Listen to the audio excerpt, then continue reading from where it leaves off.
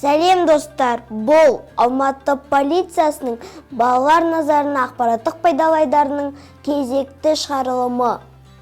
Ал мен оның жүргізушісі Айару Ерсін қызымын.